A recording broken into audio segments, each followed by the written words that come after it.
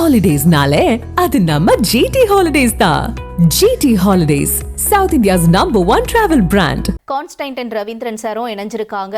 Very good morning sir. நன்றி இணைப்புல இணைஞ்சதற்கு. Sir, இப்ப இது இந்த 5000 ரூபாய் வரவு, மகளிருக்கான இந்த வரவு பத்தி நீங்க எப்படி பார்க்கறீங்க சார்? இன்னைக்கு காலையில இது மகளிருக்கு என்ன மாதிரியான ஒரு ஹாப்பி நியூஸா இருக்கும்னு நினைக்கிறீங்க? மிகவும் மகிழ்ச்சியான ஒரு தருணம்.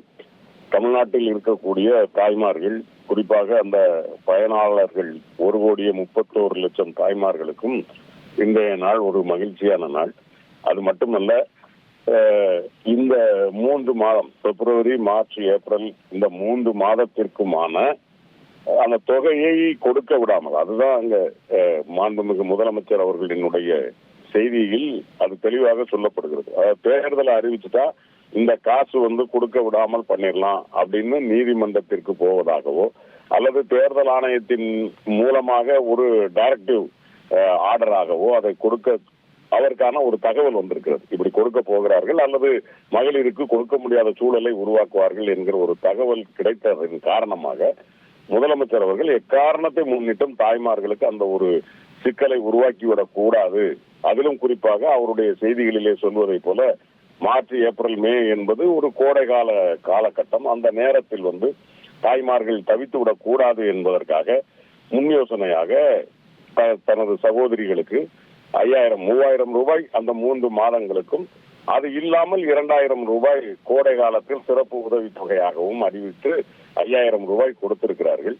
தாய்மார்களின் முகத்தில் மகிழ்ச்சியை பார்க்கிற போது தமிழ்நாடே ஒரு மகிழ்ச்சியாக இருப்பது.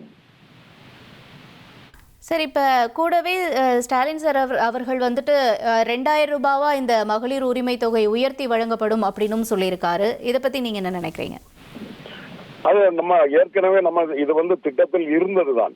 இந்த தாய்மார்களுக்கான அந்த உதவி தொகையை அடுத்த ஆண்டு நம்ம உயர்த்தி கொடுக்கணும் அப்படிங்கிறது ஒரு நோட்டிபிகேஷன் ஆர்டர். அது ஏற்கனவே நம்ம திட்டத்தை நிறைவேற்றி விட்டோம்.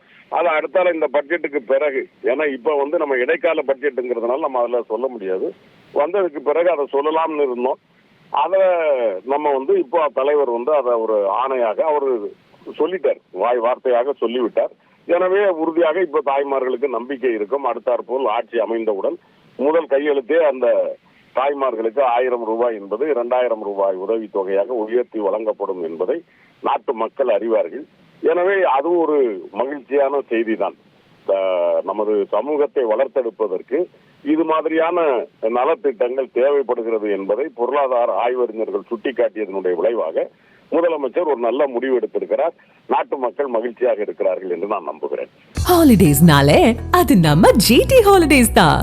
GT holidays, south India's #1 travel brand.